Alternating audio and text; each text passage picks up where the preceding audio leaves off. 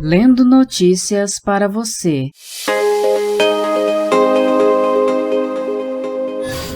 MSN.com. Folha de São Paulo.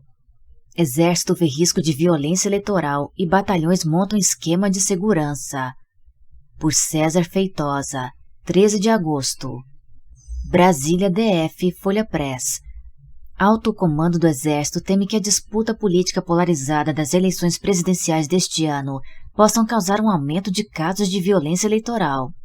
A avaliação foi feita durante reunião dos 16 generais que compõem o alto comando do Exército em Brasília, na primeira semana de agosto.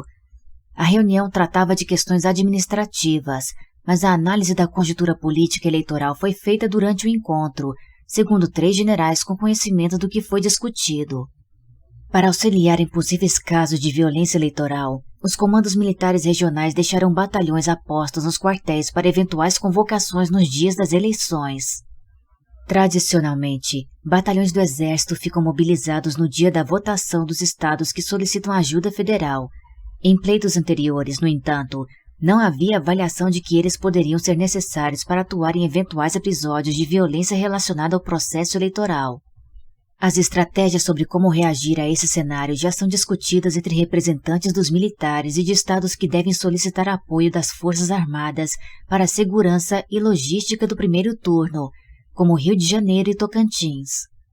Os generais consultados pela reportagem afirmaram que a morte do petista Marcelo de Arruda, assassinado pelo bolsonarista Jorge Guaranho em sua festa de aniversário, acendeu sinal de alerta para o risco de aumento de casos de violência.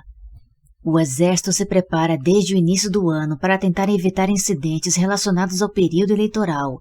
Em mudança em seu cronograma, a Força definiu que os 67 exercícios militares principais previstos para o ano devem ser executados até setembro. Depois disso, todo o efetivo ficará à disposição de eventuais necessidades. Durante as eleições, as Forças Armadas são chamadas para ajudar em questões logísticas e de segurança nas operações de GVA, Garantia de Votação e Apuração. A reportagem apurou que cerca de 30 mil militares devem atuar na operação, que envolve o transporte de urnas eletrônicas para sessões eleitorais remotas. O pedido de auxílio da Força Federal é feito pelos TRS, Tribunais Regionais Eleitorais e ao TSE, Tribunal Superior Eleitoral. A Corte aprova o envio das tropas militares após a assinatura de um decreto de garantia de votação e apuração, que cabe ao Presidente da República. A autorização para o emprego das Forças Federais neste ano já foi dada, faltando ao TSE informar as localidades em que os militares deverão atuar. No primeiro turno das eleições de 2018, os militares atuaram em 510 locais de votação. Alguns estados pediram auxílio específico para questões logísticas, como é o caso de Roraima e Pará. Rio de Janeiro, que solicitou apoio de 106 zonas eleitorais em 2018, pede majoritariamente ajuda para garantir a segurança dos eleitores. Apesar do receio e da mobilização dos batalhões, a cúpula do Ministério da Defesa vê como baixo o risco de apoiadores de Jair Bolsonaro, do PL, reeditarem a invasão do Capitólio nos Estados Unidos, caso o presidente perca a eleição para o ex-presidente Luiz Inácio Lula da Silva, do PT. Os generais ainda afirmam reservadamente que o risco de aumento de violência política não tem relação com os decretos de Bolsonaro que ampliaram o acesso às armas.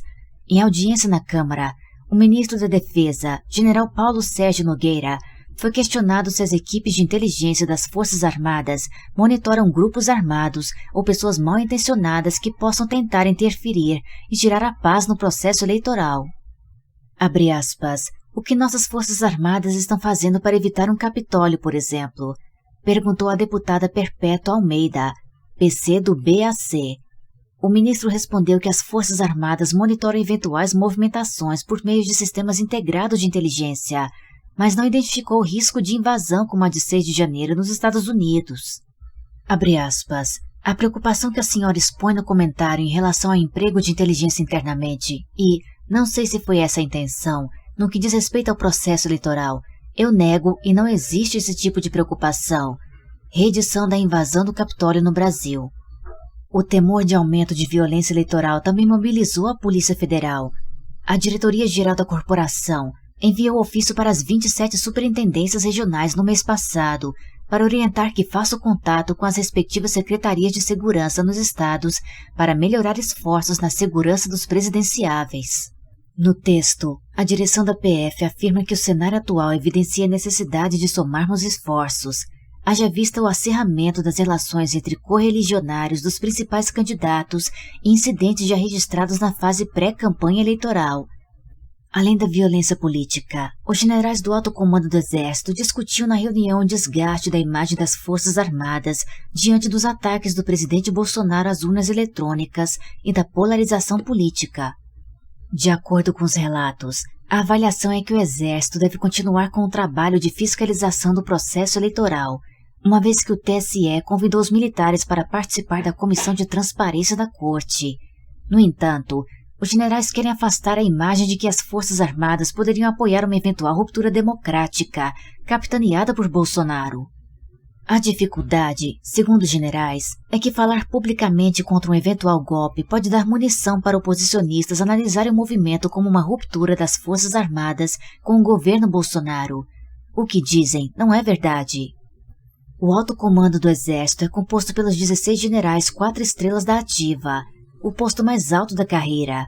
O grupo se reúne periodicamente e assessora o ministro da Defesa em questões administrativas e de promoção de oficiais.